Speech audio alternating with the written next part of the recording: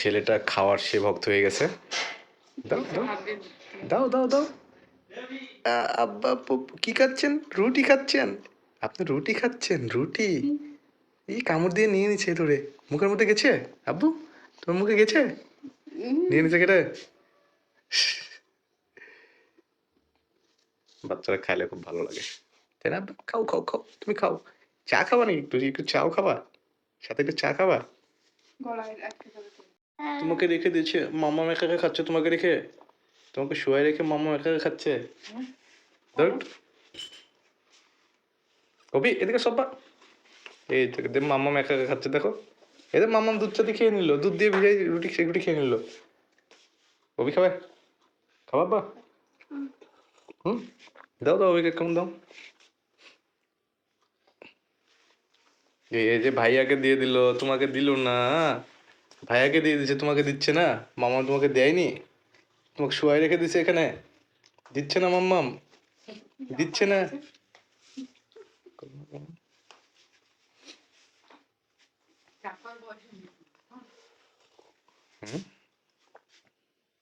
চা খাওয়ার বয়সে রুটি খাবে? ছেলে তো নুটি খাবে। তুমি নুটি খাও তো, প্রতিদিনই তো খাও, সকালবেলাও খাও রুটি একটু। হুম,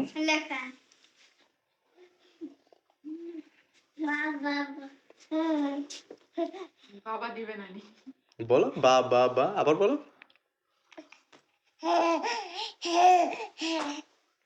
বলো বা বা বা, বলো বা বা বা।